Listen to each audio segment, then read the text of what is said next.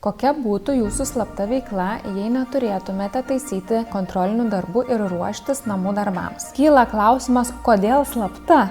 Jeigu atvirai, aš visiškai nenorėčiau nieko daryti slaptai. Taip, todėl, kad labai myliu savo darbą. Jeigu tą veiklą būtų galima atlikti darbo vietoje, tai labai norėčiau tokios būdelės ir joje būtų galima pasileisti garsiai muziką ir dainuoti. Labai noriu išmokti dabar ispanų kalbos.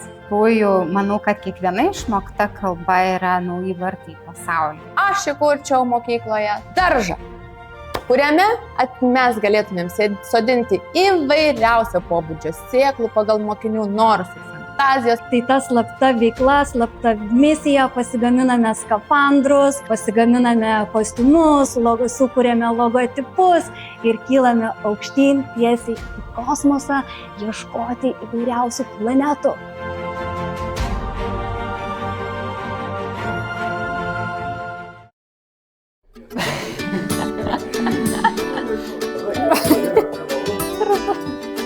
Labai paprasta, ogi tuom, kad mokytojas, kaip ir prognozės, yra visiškai nenuspėjamas. Abu nuspėja apie kylančią audrą, tik orų prognozė kartais klysta, o mokytojas tikrai ne. Jis jau mato jau iš kitų kalbėjimo tono, kad kažkas pamiršo atsinešti sąsiuvinį.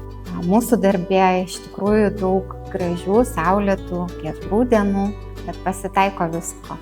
Tai ir yra mūsų darbo pagrindinis žavesys, nes nėra nei vienos dienos, kuri būtų tokia pat.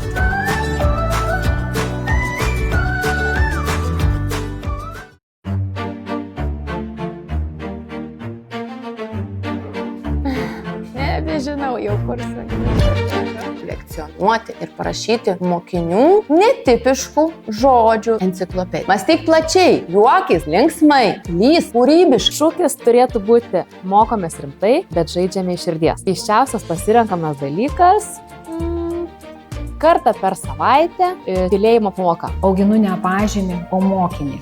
Kurti tarpusavio ryšį, klysti, būti drąsiam. Aš turiu tave, tu turi mane, niekur neprapulsim.